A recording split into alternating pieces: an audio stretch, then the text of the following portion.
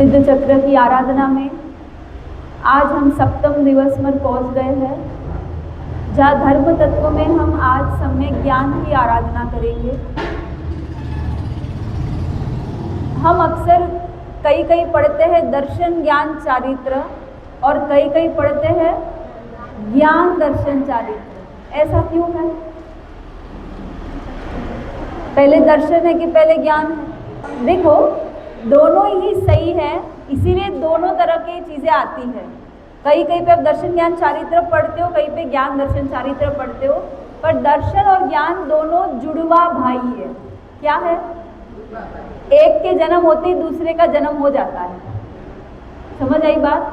सम्यक चारित्र तो चारित्र मोहनीय का क्षय होगा तब जाके उदय में आएगा, किंतु सम्यक दर्शन होते ही सारा ज्ञान सम्यक ज्ञान हो जाता है। और कहते हैं कि सम्यक दर्शन तक पहुंचने के लिए हमें क्या चाहिए? जिनवाणी का ज्ञान तो चाहिए ना। तो बिना ज्ञान से अब आप जिनवाणी का श्रवण कर रहे हो, सुन रहे हो, समझ रहे हो, यानी ये क्या है? मति ज्ञान और श्रुत ज्ञान ही तो है। कान से सुनना ये मति ज्ञान है, समझना परमात्मा की वाणी को समझ पाना ये श्रुत ज्ञान है। तो मति ज्ञान और श्रुत ज्ञान ही हमें सम्यक दर्शन तक ले जाते हैं। और इसीलिए आप ये दोनों सुनोगे और दोनों ही सही है। निश्चय से व्यवहार से पहले ज्ञान होगा और फिर दर्शन होगा। पहले आप जिनवाणी लेंगे और फिर आपको परमात्मा की वाणी पर श्रद्धा होगी। और व्यवहार से ऐसा होगा। और निश्चय से क्या होगा? निश्चय से पहले जीव को सम्यक दर्शन की प्राप्ति होती है और उसके बाद तुरंत ही जैसे ही सम्यक दर्शन प्राप्त होता है उनका सारा ज्ञान सम्यक ज्ञान में परिवर्तित हो जाता है। समझ आई बात? और इसीलिए दोनों सही है। तो आज हम सम्यक ज्ञान की आराधना करेंगे। ज्ञान आत्मा का मूल स्वभाव है। ज्ञान क्या है? आत्मा का मूल स्वभाव है। जैसे गन्ने के अंदर क्या स्वभाव है? मधुर, मीठा। आप गन्ना खाओगे और अगर वो खारा होगा तो आप उसको गन्ना बोलेंगे? नहीं बोलेंगे। तो गन्ने का मूल स्वभाव है मधुरता, नमक का मूल स्वभाव है खारा, है ना? अग्नि का मूल स्वभाव है जलना, उष्ण, गर्मी। पानी का मूल स्वभाव है शीतल, ठंडा, है ना? आप कितना भी गर्म करो लास्ट में क्या हो जाएगा? ठंडा ही हो जाएगा ना। वैसे हर द्रव्य का अपना एक मूल स्वभाव है, वैसे आत्म द्रव्य का अपना मूल स्वभाव क्या है? ज्ञान। आप देखो ना, दर्शन भी अब देखोगे ना तो ज्ञान में समावेश कर सकते हैं, क्योंकि ज्ञान जब सामान्य हो तो उसको हम दर्शन कहते हैं। यानी सामान्य ज्ञान इज इक्वल टू दर्शन, विशेष ज्ञान इज इक्वल टू ज्ञान। सो बेसिकली दोनों ज्ञान में ही आ जाते हैं। अगर हम चाहें तो हम इसको ज्ञान ही कह सकते हैं। तो कहते हैं कि एक लड़की आपके सामने सज धज कर आई पूरे 16 श्रृंगार के अंदर। अब आपने लड़की को सर से पांव तक देखा कि अरे वाह क्या सुंदर लड़की है, तो ये क्या हुआ? ये सामान्य ज्ञान हुआ। आपने सामान्य यानी पूरी लड़की को देखकर बोल दिया क्या सुंदर लड़की है। अगर आप इसकी एक एक वस्तु का वर्णन करेंगे, अरे क्या नैन है, क्या गाल है, क्या बाल है, क्या होठ है, अब आप एक एक चीज का भेद प्रभेद करते जाओगे तो ये क्या हो गया? ये विशेष ज्ञान। समझ आई बात? जब आप अखंड रूप में कोई वस्तु को ग्रहण करते हो तो उसको हम दर्शन कहते हैं, जिसमें सामान्य ज्ञान होता है। अरे लड़की बहुत सुंदर है, खत्म हो गई बात। अब लड़की की सुंदरता कैसी है? तो बोले आँख तो हिरण जैसी है।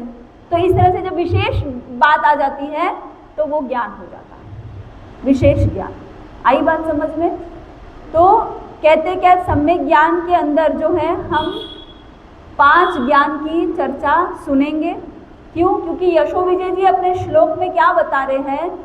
ज्ञानावरणी कर्म जे क्षयोपशम जे आवे रे, तो हुए हिज आत्मा ज्ञान अबोधता जाए रे। तो आत्मा इज इक्वल टू ज्ञान, ज्ञान इज इक्वल टू आत्मा। जैसे गन्ना इज इक्वल टू मीठा, मीठा इज इक्वल टू गन्ना, या आप गुड़ भी ले सकते हो।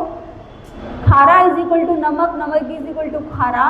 वैसे ही आत्मा इज इक्वल टू ज्ञान, ज्ञान इज इक्वल टू आत्मा। जहाँ जहाँ ज्ञान है वहाँ वहाँ आत्मा है, और जहाँ जहाँ आत्मा है वहाँ वहाँ ज्ञान है। ज्ञान का अलग कोई अस्तित्व नहीं है। मीठेपन का कोई अलग अस्तित्व है क्या? अलग अस्तित्व नहीं है। गन्ने के अंदर मिठास है, वैसे ही आत्मा के अंदर ज्ञान है। अजीव में ज्ञान नहीं है, ज्ञान केवल जीव में है। तो जब ज्ञान लक्षण की बात आएगी तो आत्मा समझना।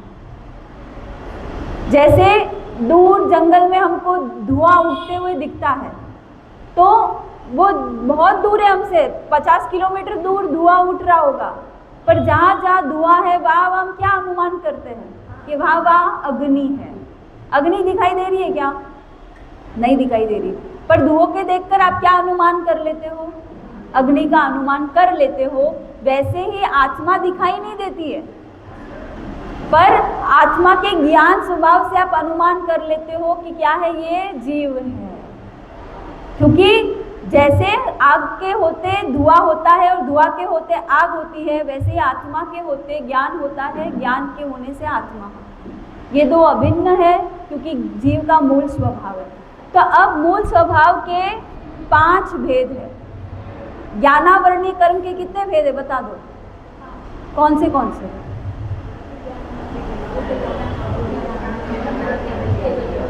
वो ज्ञान के 5 भेद है। जब ज्ञानावरणीय के 5 भेद बोलूंगी तो आपको इसमें आवरण ऐड करना है। मति ज्ञानावरण, शुद्ध ज्ञानावरण, अवधि ज्ञानावरण, मन पर्यव ज्ञानावरण, केवल ज्ञानावरण।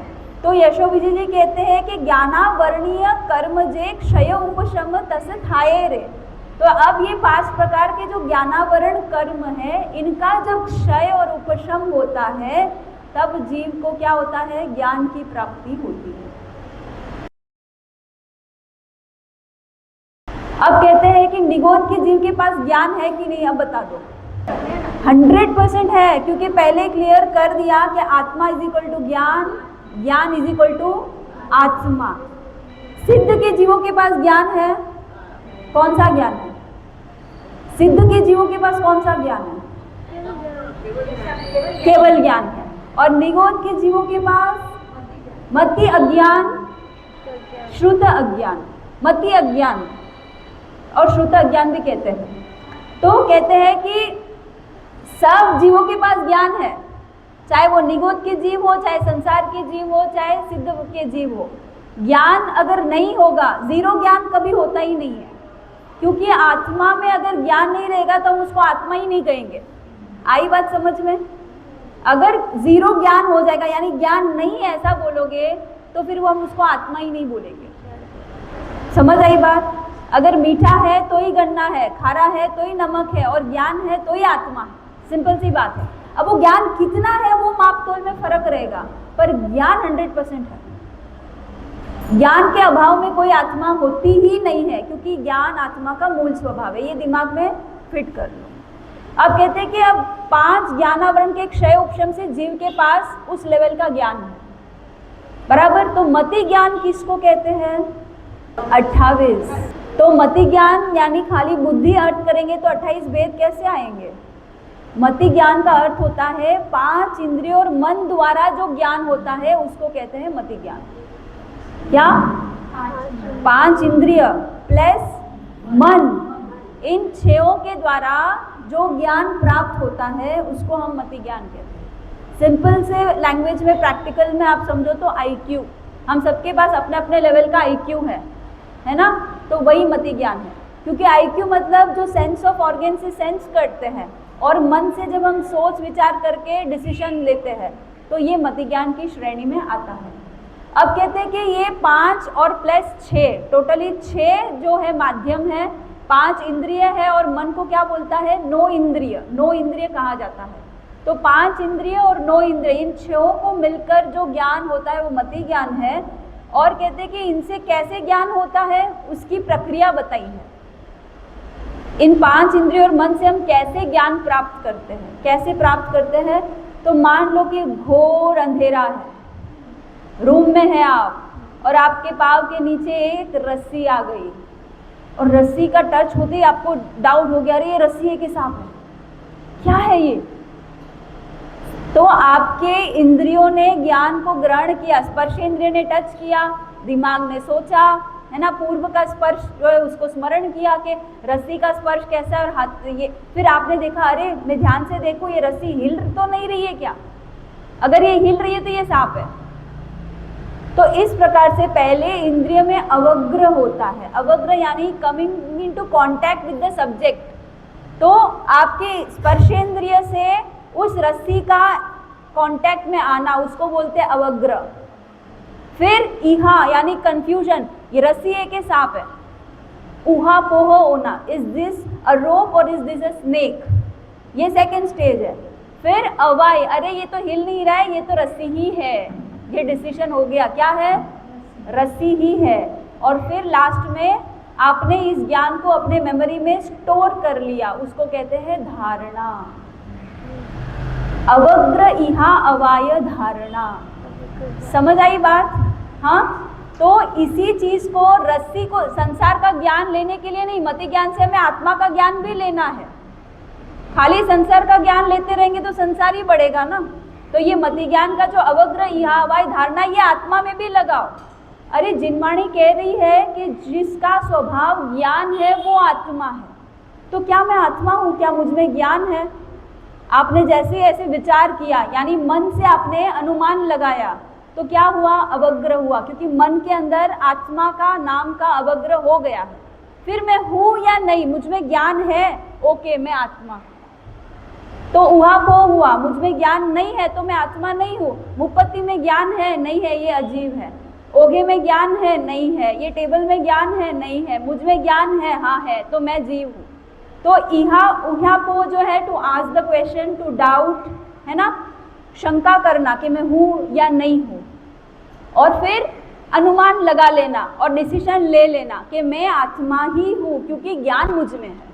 जहाँ जहाँ धुआं है वहाँ वहाँ अग्नि है, भले अग्नि दिखाई नहीं देती है, वैसे ही जहाँ जहाँ ज्ञान है वहाँ आत्मा है, भले आत्मा दिखाई नहीं देती है। सो अवग्र इहा अवाय, और अब धारणा में लॉक कर लो, मेमोरी में स्टोर कर लो कि जहाँ ज्ञान है वहाँ आत्मा है, जहाँ आत्मा है वहाँ ज्ञान है। बिना ज्ञान की कभी कोई आत्मा का अस्तित्व होता ही नहीं है, ना निगोद में, ना 84 लाख चक्कर में, ना सिद्ध भगवंत के श्रेणी में। सबके पास ज्ञान है, क्योंकि आत्मा के पास ज्ञान है। समझ आई बात? तो मति ज्ञान के ये चार थे, अवग्र इहा अवाय धारणा, ये चारों को किससे गुना करना है? 5 इंद्रिय और छठे मन से। सो 6 4 24, 24 हो गए। और कहते हैं कि मन और चक्षु ये दोनों कभी अस्पष्ट ज्ञान नहीं लेते, ये हमेशा स्पष्ट ही लेते हैं। बाकी 4 में व्यंजन अवग्रह होता है, यानी ये क्या है, आँख और मन, उनका आपके इंद्रियों से स्पर्श न हो तो भी ये ज्ञान कर सकते हैं। जैसे समुद्र को आप दूर तक देख सकते हो, पर इतनी दूर से आपका कान सुन सकता है क्या? या इतनी दूर से आपका नाक सूंघ सकता है? या इतनी दूर से आपकी टंग टेस्ट कर सकती है? या आपका स्पर्शेंद्रिय स्पर्श कर सकता है? सिर्फ मन और चक्षु, इनकी गहराई बहुत अलग लेवल की है, इनमें व्यंजनावग्रह नहीं होता। समझ आई बात?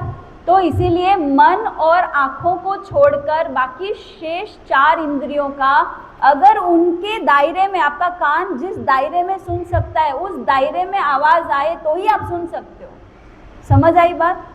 उससे बाहर होगा तो भी सुनाई नहीं देगा, और एकदम धीमा आवाज़ होगा तो भी सुनाई नहीं देगा। चींटियाँ भी बात करती है, आपको सुनाई देता है? इतना धीमा आवाज़ भी नहीं सुनाई देगा।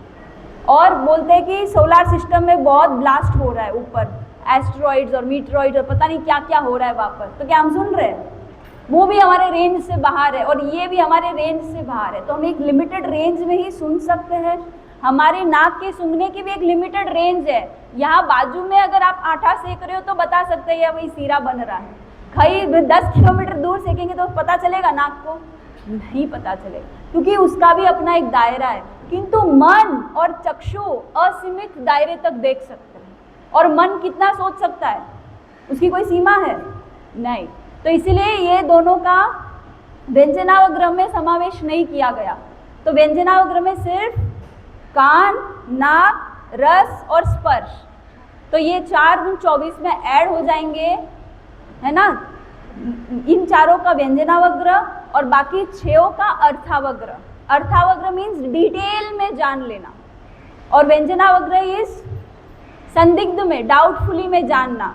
तो अवग्र या हवाई धारणा में अवग्र के दो स्टेज होंगे कान के, एक तो कोई आवाज टकराएगी और एक किसकी आवाज है, ऐसे दो होंगे। किंतु आंखों से हमेशा स्पष्ट ही दिखता है और मन से हमेशा स्पष्ट ही विचार होता है, इसे इनका डायरेक्ट ही अर्थावग्र होता है, इनका व्यंजनावग्र नहीं होता। इसीलिए ये 24 भेद है और ये 4 भेद मिलाकर मति ज्ञान के, ज्ञान पंचमी के दिन आप कितने खमाशने देते हो मति ज्ञान के? 28। मति 28, श्रुत 14। श्रुत ज्ञान का अर्थ क्या होता है? हाँ, श्रुत का अर्थ होता है सुन करके हम ज्ञान लेते हैं, बट श्रुत ज्ञान का डेफिनेशन क्या करोगे? मति ज्ञान का डेफिनेशन है कि 5 इंद्रियों और मन द्वारा जो ज्ञान होता है वो मति ज्ञान है। किंतु श्रुत ज्ञान क्या है? सुन करके ग्रहण करते हैं, पर श्रुत ज्ञान क्या है? हाँ, कर्ण से सुनकर लेना है, पर किसको? नहीं, आत्मा के ज्ञान को। तो इसको हम कह सकते हैं कि मति द्वारा जो ज्ञान प्राप्त होता है, मति ज्ञान द्वारा जो ज्ञान की प्राप्ति होती है, इसका डेफिनेशन शास्त्रों में ऐसे आता है, क्योंकि श्रुत ज्ञान को भी इंद्रियों की आवश्यकता है। अभी बताया ना, कान से सुनकर ही श्रुत ज्ञान होता है। श्रु धातु का मीनिंग ही श्रवण शब्द से आता है, टू लिजन। तो श्रुत ज्ञान भी सुनकर के ही ग्रहण करना है। किंतु शुद्ध ज्ञान में हम क्या सुनते हैं? शास्त्र का ज्ञान या अक्षर का ज्ञान। आप जो भी बात कर रहे हो, मैं जो बात कर रही हूँ, आप लैंग्वेज को समझ रहे हो, आप शब्दों को समझ रहे हो, तो ये क्या है? ये श्रुत ज्ञान है ना। श्रुत के जब 14 भेद करेंगे तो आपको इजीली याद करा देती हूँ। 28 तो याद हो गए ना इजीली।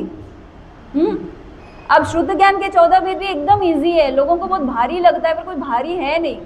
सब ऑपोजिट 7 याद कर लो और 7 के ऑपोजिट जो है वो बाकी के 7 है। तो पहला है अक्षर श्रुत और उसका ऑपोजिट है अनक्षर श्रुत। अक्षर श्रुत यानी क्या? जो अक्षरों से, शब्दों से, भाषा से जो हम ज्ञान करते हैं, बोल करके, पढ़ करके, लिख करके। समझ आई बात? अनक्षर श्रुत, इसका मतलब क्या है? इस इशारे का मतलब क्या है? हाँ, तो मैंने बोला क्या, इधर आओ। खाली मैं ऐसे करती हूँ तो आप समझ जाते हो कि मेरे को आना है। मैं ऐसा करूँ तो नहीं आना, नहीं चाहिए।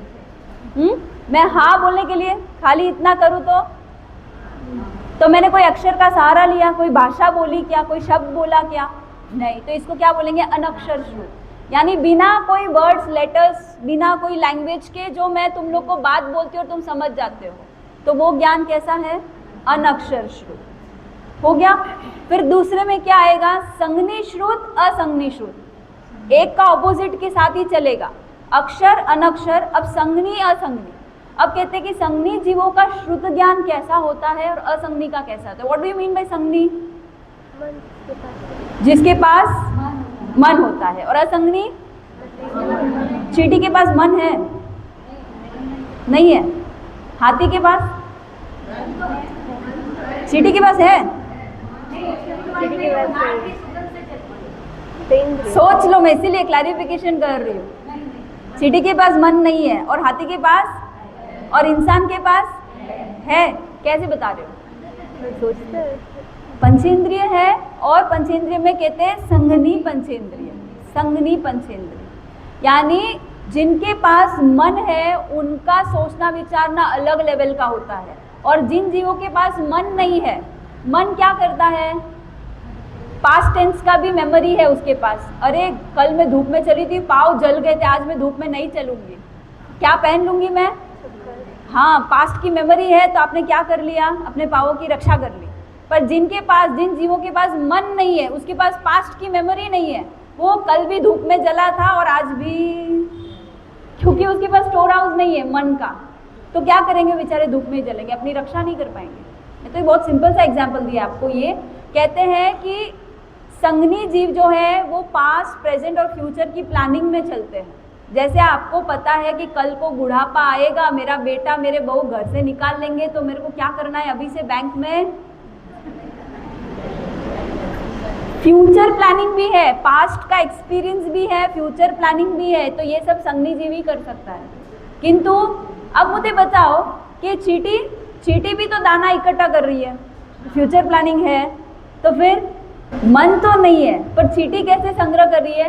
कहते हैं कि उनके पास संज्ञा है ना, संस्कार, परिग्रह का संज्ञा, आहार, मैथुन, निद्रा और परिग्रह, ये हम हर जन्म में हमको इसकी ट्रेनिंग नहीं चाहिए, ऑटोमेटिक हमको आता है।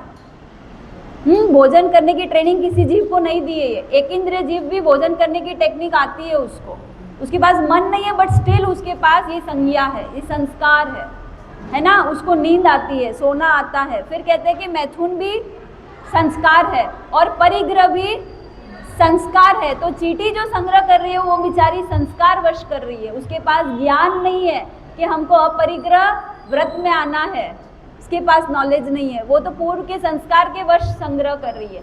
पर हम इंसान के पास पूर्व के संस्कार भी है और लेटेस्ट में क्या ऐड हुआ है, नया ऐप, मन रूपी ऐप ऐड हो गया है हमारे सिस्टम में।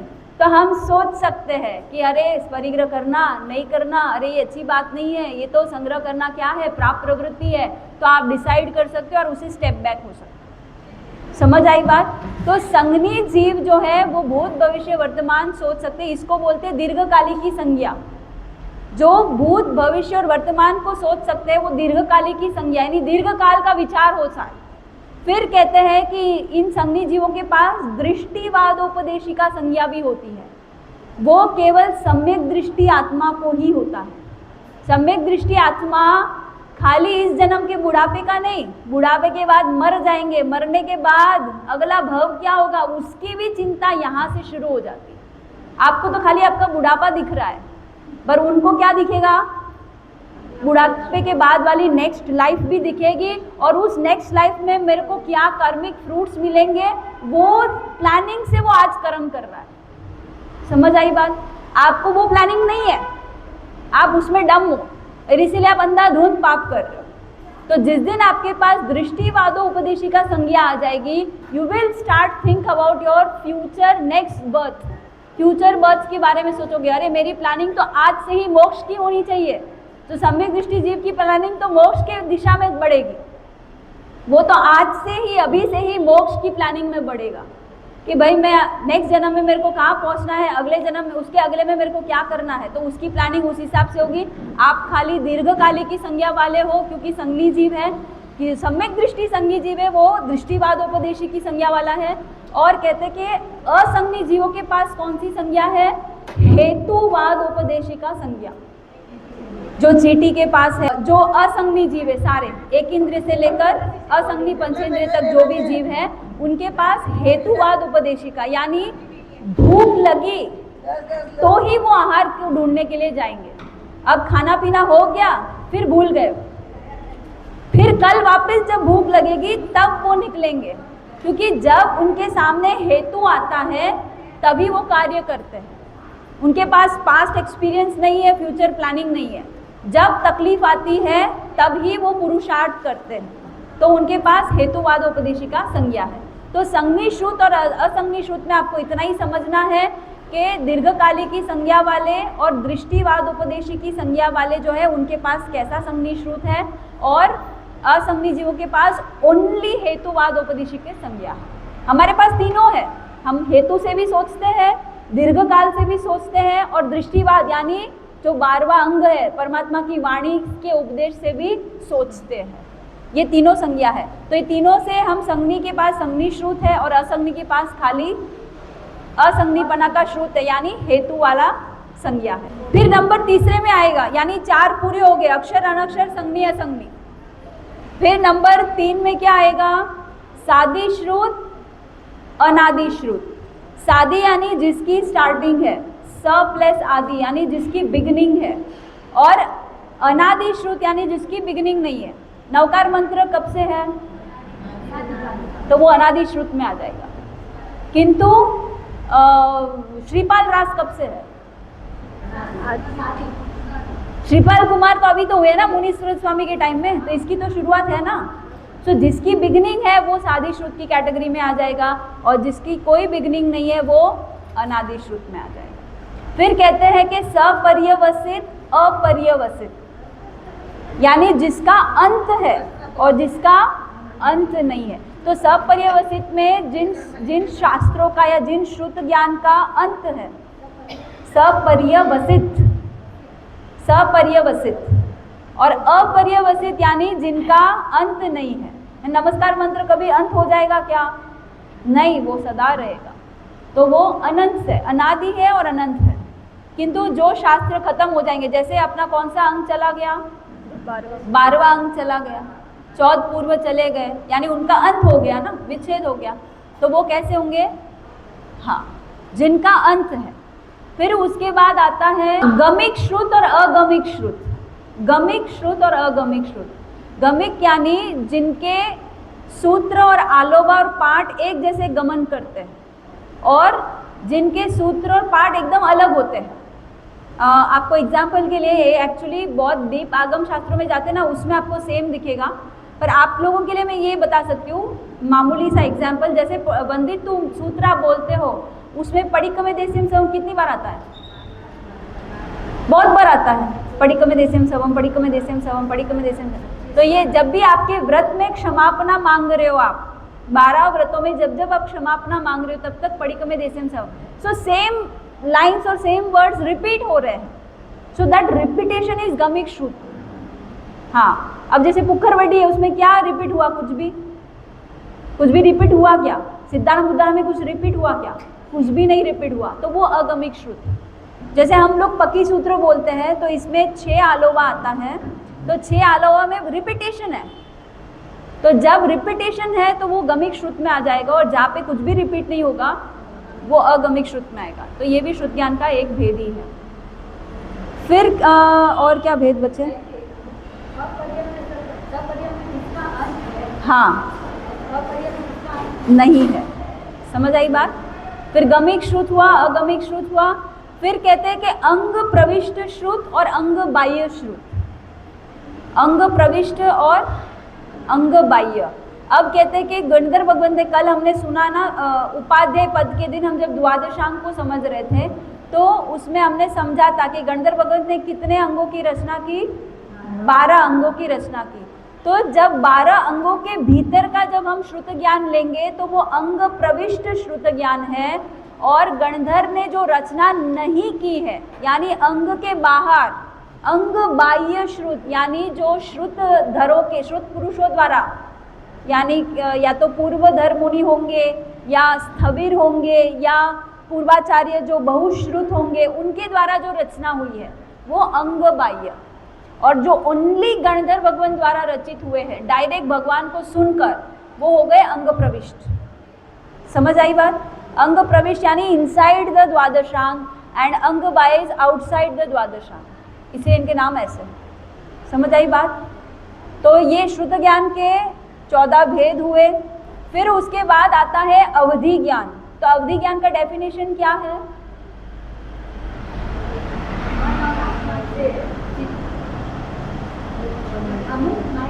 हाँ, अवधि माने अमुक सीमा तक, किंतु यहाँ पे इंद्रियों का रोल नहीं है।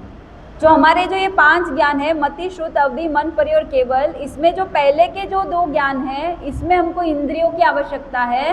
बाकी 3 में इंद्रियों की आवश्यकता नहीं है। डायरेक्ट आत्मा से ही ज्ञान होता है, क्योंकि ज्ञान आत्मा का अपना लक्षण है।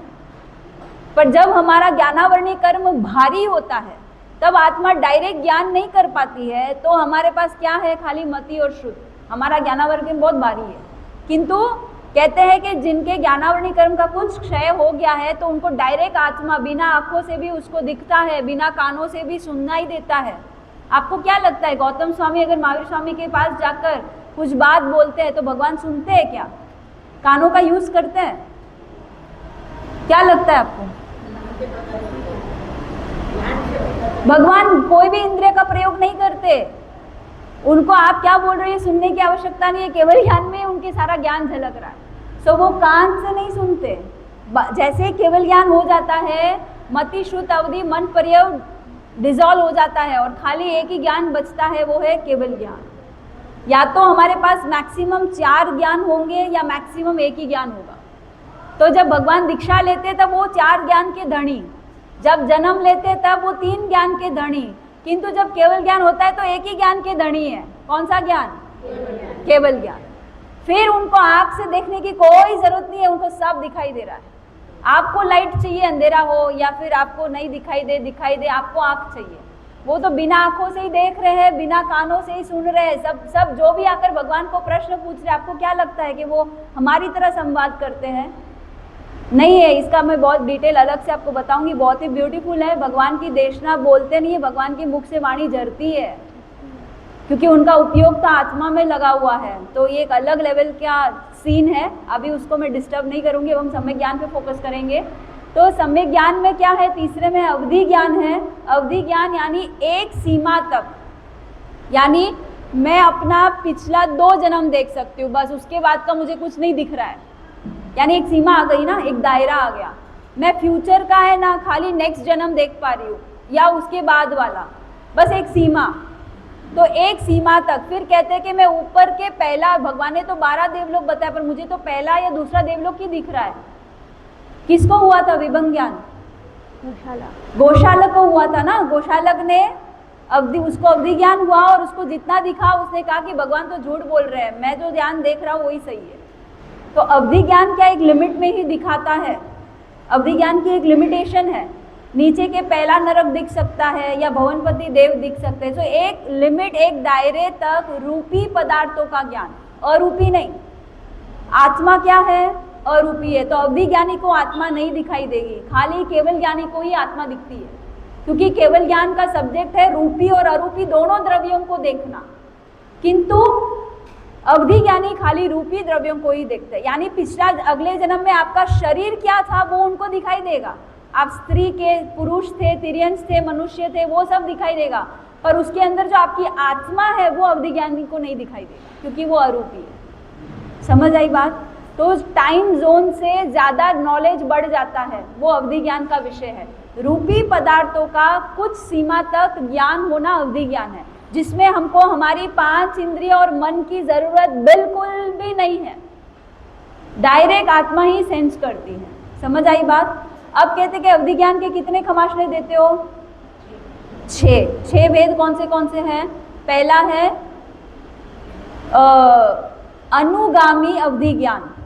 अनुगामी यानी जो आपका अनुगमन करता है। जैसे मैं यहाँ बैठी थी, ध्यान कर रही थी और मुझे अवधि ज्ञान प्राप्त हो गया। फॉर एग्जाम्पल, पंचम काल में होता नहीं है। फॉर एग्जाम्पल अवधि ज्ञान प्राप्त हो गया, तो मुझे इस अंधेरे के इस उपाश्रय में अवधि ज्ञान हुआ। अब यहाँ से विहार करके अगर मैं गोरेगांव जाऊँ तो अवधि ज्ञान मेरे साथ साथ ही चलेगा, मेरे को वापस यहाँ आने की जरूरत नहीं है। तो वो अनुगामी यानी आपका पीछा करता है। अनुगामी अवधि ज्ञान इज आपके पीछे पीछे जो चलता है। अननुगामी अवधि ज्ञान यानी जहाँ ज्ञान प्राप्त हुआ, अगर आपको वो ज्ञान चाहिए तो आपको वापस इसी स्थान में बैठना होगा। अगर किसी रूम में आपको अवधि ज्ञान हुआ है तो आप वापस उस रूम में आकर बैठोगे और इंट्यूशन लोगे तो ही आपको दिखेगा। दूसरे रूम में चले जाओगे तो ज्ञान खत्म हो जाएगा। जो आपका गमन नहीं करता वो उसी जगह पे स्थिर है। मतलब you have to come to that place, in that place only you will be having the power of अवधि ज्ञान। तो उसको बोलते हैं अननुगामी, यानी जो आपका पीछा नहीं करता। सो अनुगामी इज अवधि ज्ञानी के पीछे पीछे साथ साथ ही चलता है, और अननुगामी अवधि ज्ञान यानी वो आपके साथ नहीं चलेगा, आपको उसी स्थान पर स्थिर होना पड़ेगा। फिर नेक्स्ट में आता है वर्धमान और हीयमान। वर्धमान का अर्थ क्या है? आज वर्धमान भगवान का जन्म है। What do you mean by Vardhaman? वृद्धि, है ना। सिद्धार्थ राजा के दरबार में आज क्या हुआ था? वर्धमान के जन्म से पहले सब 9 महीने में क्या हो रहा था? सब कुछ बढ़ रहा था। धन धान्य बढ़ रहा था, राज्य की सीमाएं बढ़ रही थी, सबका प्रेम, सहयोग, मेल मिलाप, सब कुछ, सब अच्छी बातों में वृद्धि हो रहा था। इसलिए उनके पेरेंट्स ने क्या सोचा, इस संतान के आने से हमारे लिए हर चीज़ों में वृद्धि हुई है, तो हम इसका नाम क्या रखेंगे? वर्धमान। तो इस अवधि ज्ञान का भी वर्धमान नाम है, क्योंकि ये अवधि ज्ञान होने के बाद बढ़ते रहता है। यानी आज मुझे पहला देवलोक दिखा, कल मुझे क्या दिखेगा? पहला और दूसरा भी दिख सकता है। कुछ समय बाद मुझे पहला, दूसरा, तीसरा देवलोक भी दिखेगा। यानी ये अवधि ज्ञान की लिमिटेशन बढ़ जाएगी। तो वो वर्धमान अवधि ज्ञान है। और हीयमान यानी जितना मुझे आज दिखा उससे कल कम दिखेगा, परसों और कम दिखेगा, तो वो हीयमान अवधि ज्ञान। फिर लास्ट में नंबर 5 पर आता है प्रतिपाती और अप्रतिपाती। प्रतिपाती यानी एक बार आपको आज अवधि ज्ञान हो गया, पर कुछ समय के बाद अवधि ज्ञान खत्म हो जाता है, आपके पास नहीं है, it is destroyed, it is finished. आपका कोई ज्ञानावरणी कर्म का उदय आ गया एंड अवधि ज्ञान, आप यू हैव लॉस्ट दैट अवधि ज्ञान पावर, सो वो हो जाएगा प्रतिपाती यानी जो खत्म हो जाता है। और अप्रतिपाती यानी एक बार उत्पन्न होने के बाद विनाश नहीं होता, वो अप्रतिपाती अवधि ज्ञान है। समझ आई बात? फिर आता है कौन सा, नंबर 4 पे मनः पर्यव ज्ञान। मनः पर्यव ज्ञान का डेफिनेशन क्या है? संगनी जीवों के मन में चल रही बात को जान लेना। आप क्या सोच रहे हो, अगर मेरे पास मन पर्यव ज्ञान होता तो मैं बोल देती आप ये सोच रहे हो। समझ आई बात? मतलब आपके मन की बात जान लेना। तो मन पर्यव ज्ञान के आप कितने खमाशने देते हो? क्योंकि इसके 2 ही भेद है, ऋजुमति विपुलमति। ऋजुमति जो है वो सामान्य बात जान सकता है, विपुलमति जो है वो विशेष बात जानेगा। मान लो कि आप सोच रहे हो कि मुझे गर्मी की सीजन आ रही है, मटका खरीदना पड़ेगा, आपने अभी बैठे बैठे ये विचार किया, तो मैं बोलूँगी अरे आपने मटके के बारे में विचार किया, तो ये हो गया ऋजुमति मन पर्यव ज्ञान, I can know the subject. But विपुलमति इज विशेष, आपने सोचा कि मुझे नल वाला मटका ही लेना है और इस एड्रेस से लेना है, मतलब in detail I am telling कि आप क्या सोच रहे हो।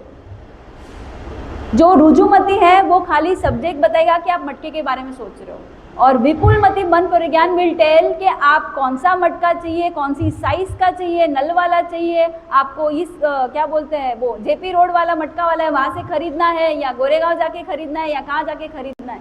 सो whatever you think in detail, विपुलमति वाला डिटेल बता देगा। और the last and the highest and the ultimate is केवल ज्ञान, जिसका कोई भेद प्रभेद नहीं है। सर्व द्रव्यों के सर्व पर्यायों सहित संपूर्ण ज्ञान जो है वो केवल ज्ञान है, जिसमें आत्मा को कोई सीमा नहीं है, कोई रूपी अरूपी का भेद नहीं है, सब कुछ जान सकते हैं केवल ज्ञान में। कहते हैं कि संसार में जितने भी द्रव्य है, उन द्रव्यों के जितने भी पर्याय हैं, अब पर्याय का अनुमान आ रहा है, मैंने आपको बताया था रसगुल्ला, उसका पास्ट टेंस क्या था, फिर उसका फ्यूचर टेंस क्या था, ये सब बताया था आपको पूरा सीक्वेंस। तो भगवान संसार के हर द्रव्य के हर पर्यायों का पास्ट फ्यूचर सब जानते हैं। एंड सबसे आश्चर्य की बात है कि at a time, same time में वो सब पास्ट फ्यूचर सब जान सकते हैं। एट अ टाइम ही नोज ऑल द द्रव्य एंड ऑल द द्रव्य के ऑल पर्याय। तो ये बहुत ही वास्ट ज्ञान है, और इसकी उपमा दी है कर आम्लवत, यानी कर मीन्स हाथ, और हाथ में अगर आंवला रखे तो आपको आंवला कैसे दिखता है? पूरी तरह से दिखता है। वैसे ही भगवान को कर आम्लवत पूरा जगत दिखाई देता है, लोक अलोक सिद्धशिला निगोद सब कुछ, अब कुछ भी हिडन नहीं है उनसे। तो ऐसे केवल ज्ञान का विषय है, और ऐसे सम्यक ज्ञान की आराधना हमें करनी है, ताकि हमारे ज्ञानावरणीय कर्म का क्षय उपशम हो, और हम भी क्या आत्मा के साक्षात ज्ञान को प्रकट करें। इंद्रिय ज्ञान से हम आगे अतीन्द्रिय ज्ञान की ओर बढ़े, क्योंकि आंखों से हर देखी हुई बात सच होती है क्या? आप बोलते हो अरे मैंने इन आंखों से देखा है, मैंने देखा है। अरे इस आंख से आपको फ्लाइट दिखती है, फ्लाइट का साइज बोल दो क्या है? आकाश में हो तो क्या दिखता है? फ्लाइट कैसी दिखती है? और धरती पे हो तो आंखें धोखा दे रही है क्या? दे रही है, दे रही है। अगर आंखें धोखा नहीं देती तो जो ओरिजिनल साइज है वही दिखा देनी चाहिए। तो ये इंद्रियों के ज्ञान पे कभी डिपेंड नहीं करना है, इनकी बातों भी झूठी हो सकती है। असली ज्ञान तो डायरेक्ट आत्मा का जो ज्ञान है, प्रत्यक्ष ज्ञान है, वही सही ज्ञान है। तो हम भी प्रत्यक्ष ज्ञान को प्राप्त करें, इस सम्यक ज्ञान की आराधना करते हुए। जिन आज्ञा विरुद्ध कुछ भी कहा गया हो, क्षामि दुक्कडम।